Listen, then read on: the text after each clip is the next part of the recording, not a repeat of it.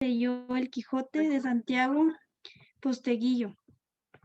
Santiago Posteguillo ha hecho una pausa en la escritura de novelas históricas para dedicarse a una serie de libros que tienen como propósito acercar a los más jóvenes a la lectura de los clásicos. En la noche en que Frankenstein leyó El Quijote, 2012, el autor español se da a la tarea de dilucidar aquellos detalles poco conocidos que se han ido tejiendo a lo largo de la historia de la literatura. Este es el primer libro de una trilogía que continúa con los títulos La sangre de los libros, 2014, y El séptimo círculo del infierno, 2017. ¿A quién le debemos el orden alfabético en nuestras bibliotecas? ¿Qué personajes de la ficción literaria superó a su creador aún después de la muerte? ¿Escribió Shakespeare realmente todas sus obras? ¿Recurrió Alejandro Dumas, padre, a un ayudante para escribir sus grandes novelas? ¿Qué genio de la literatura universal logró escribir una obra maestra en 26 días? No se han conocido todos los textos de Franz Kafka. Los escritores se escriben sobre asesinos. ¿Alguna vez se han matado a alguien? ¿Quién es Alice Newton? Las respuestas a estas y otras preguntas se encuentran al interior de este libro, una colección de lo más didacta acerca de los misterios y curiosidades alrededor de la literatura.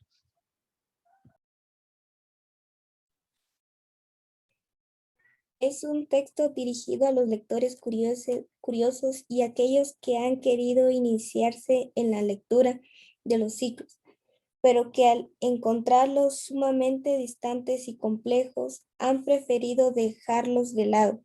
Me gustaría que quienes leyera este libro sintieran la necesidad de leer otros. Comentar el autor, quienes estuvo de visita en Bogotá durante el mes de agosto. Siempre tengo miedo de que la gente se olvide de los clásicos. Por esta razón, Posteguillo ha decidido acoplar estas anécdotas y detalles misteriosos de la vida de los escritores para que la curiosidad y el interés vuelva a florecer.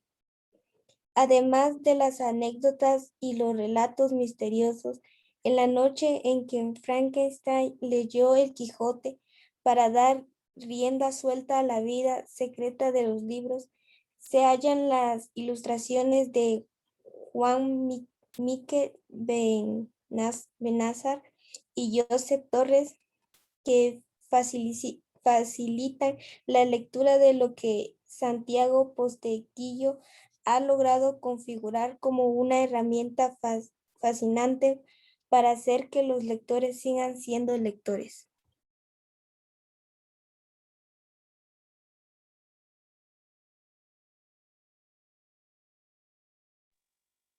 Cristian, por favor, continuamos con Malinche.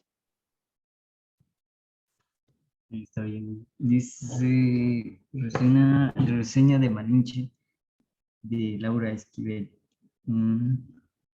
Los testimonios históricos se encargan de enaltecer o degradar la intervención de los personajes de determinados acontecimientos. Algunos los convierten en héroes, otros en tiranos y también, como en el caso de Malinche, en, en traidores. La deslealtad hacia su pueblo desde su pueblo de la entonces joven Mal, Malinalli ha transcedido durante 5 siglos. Interpreté y amante de Hernán Cortés. Contribuyó en el proceso de conquista en México con una de las armas más poderosas, la palabra, la misma herramienta con la que Laura Esquivel nos muestra que hay que saber decidir de esas predisposición dicotómica para percibir los matices que la distancia de los años saben añadir. Malinalli sufrió un, un desarraigo forzoso y sin embargo frecuente en su cultura. A una edad temprana, tras la muerte de su padre, un cacique azteca fue vendida por su madre como esclava. El inicio de un periplo donde deja de ser persona para convertirse en mercancía. Una que pasa de mano a mano hasta llegar a las de cortes. Un hombre estratega, hambriento de fortuna, poder y gloria, que supo beneficiarse de los conocimientos idiomáticos de la joven oprimida para superar el idioma gestual. Y también veces arriesgado, que le iba válido para comunicarse con los nativos. El dominio de dos de las lenguas autóctonas y su facilidad para aprender el español convierte a Malinalli en pieza estratégica en la conquista de Hernán Cortés.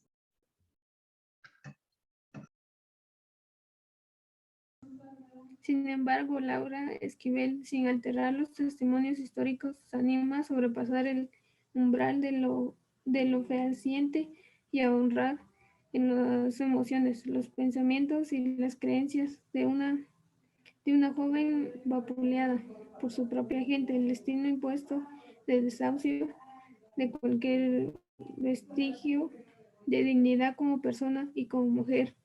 La arroja a la incertidumbre de la incomprensión, no entiende su condición de objeto, no concibe los sacrificios humanos, el sentido de no pertenencia, la acecha, la desconexión de su propia familia le duele, la invisibilidad asignada, la angustia. Y entonces aparece Cortés y la oportunidad de dar caducidad a unos ritos denigrantes y despiadados. Malinalli cree vislumbrar en el invaso la posibilidad de lograr un mundo en paz, pero también descubre la posibilidad de ser parte de algo y de alguien, de sentirse necesitada, significante, la extrañeza de percibir por fin el poder de su voz la llenaba a tomar decisiones que le terminaban revelando que el lado oscuro del ser humano trasciende creencias, culturas y fronteras.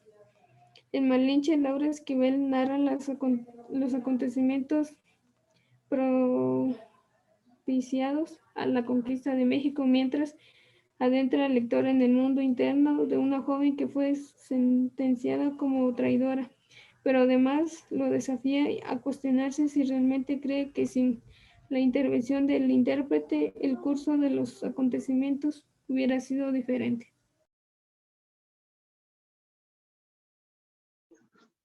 Muy bien. En la primera, entonces, nos muestra la reseña de cada uno de los libros que fueron escritos. En este caso, lo que hace es dar pequeña explicación de aquellos aspectos que nosotros desconocemos que ha escrito el autor en los libros.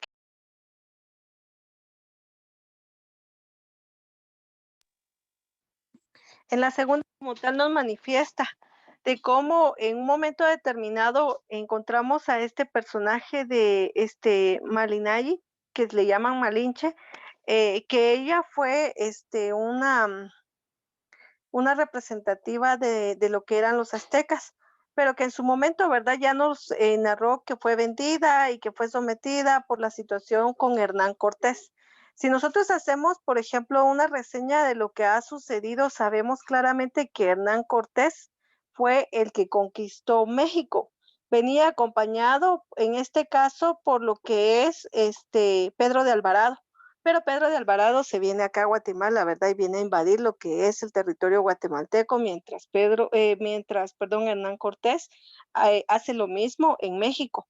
La única diferencia que tiene este es que encuentra a este personaje, el cual la utiliza para hacer algunos tratos con los mismos aztecas.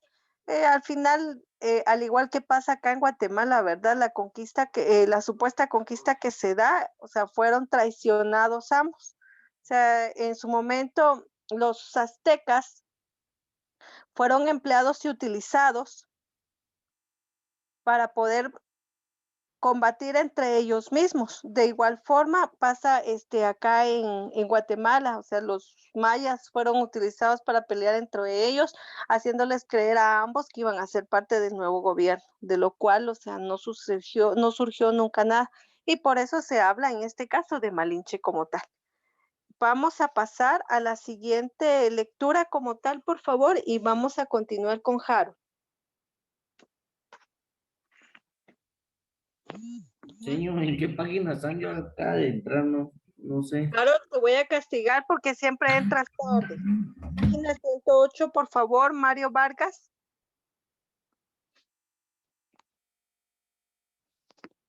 ¿Ya ubicaste? Es la siguiente lectura que tenemos. Página 108, por favor. Estamos leyendo 2 párrafos cada uno.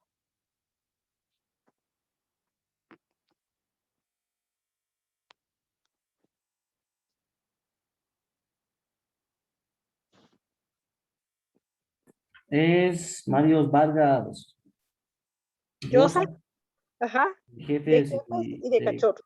cachorros. Muy bien, El, gracias. el que está de color azulito, las letras también se le... ¿También Sí, va o por no? favor, sí, la tomas Ah, en cuenta como un párrafo.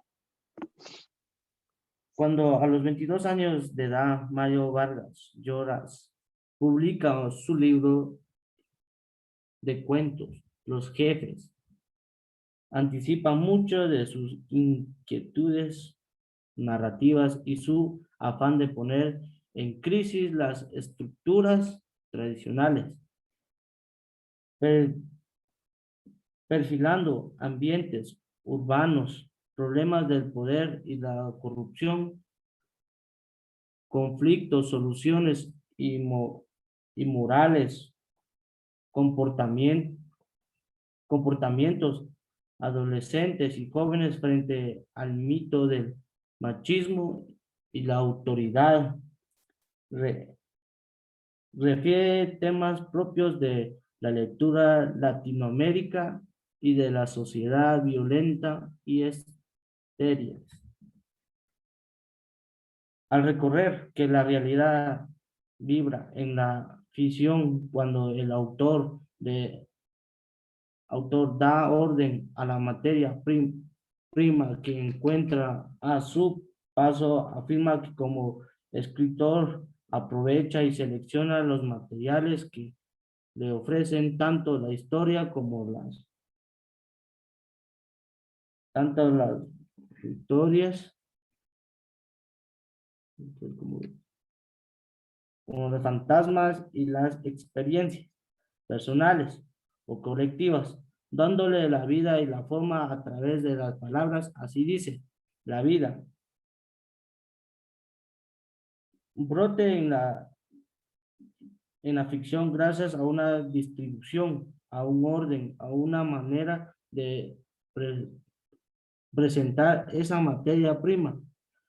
No se trata de servir a la historia o a la realidad, sino servir de ellas, produciendo una narrativa delatora, eminentemente transmitir testimonial y críticas, más que comprometidas con conciencia de los debates de su tiempo, los cambios de sensibilidad, las, las formalizaciones expresivas y las escándalos que la vida y la literatura pueden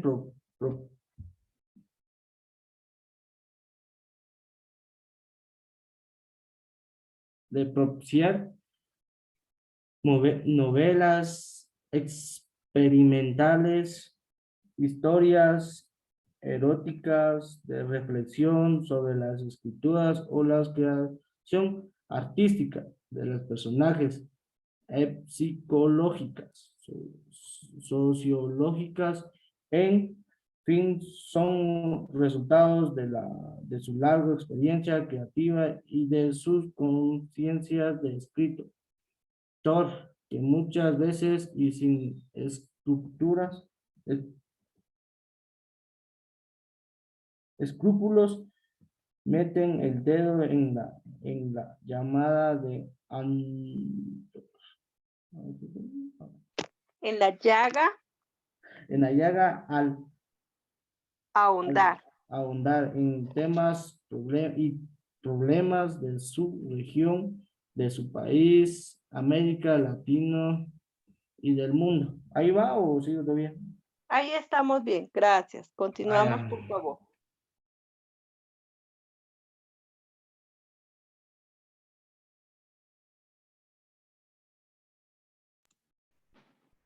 En los relatos de su primer libro, cuyo antecedente es una pieza teatral de tema mítico llamado La Huida, escrito en 1952. Está el germen de los temas, escenarios, personajes, estructuras y situaciones desarrolladas en la ciudad y los perros, 1962, Los cachorros, 1967, en los que estratégicamente cuestiona los modelos establecidos, aproximándose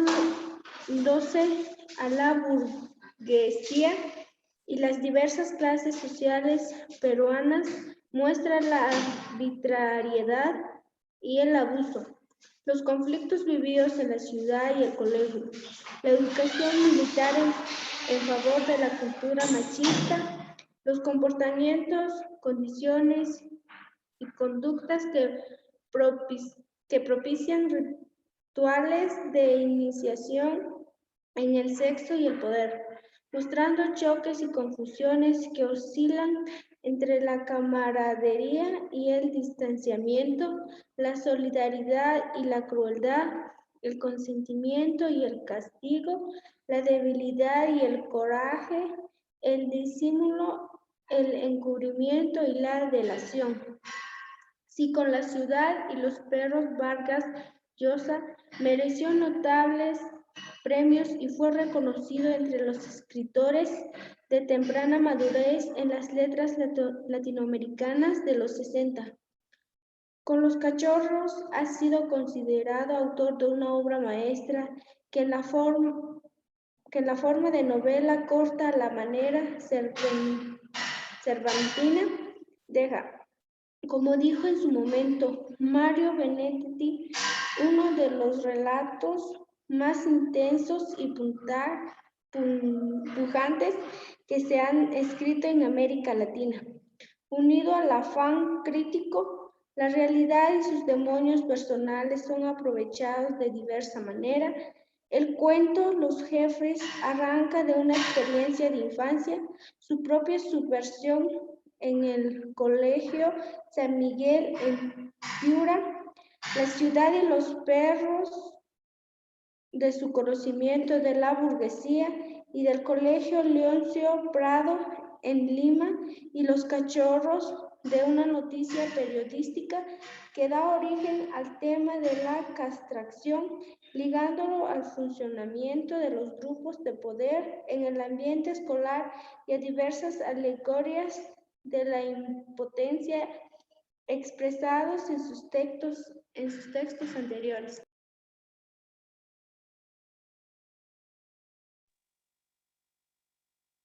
Gracias. Melvin, por favor.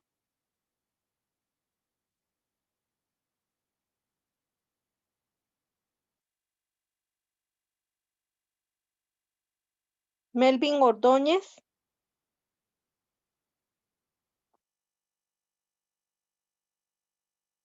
Pablo López.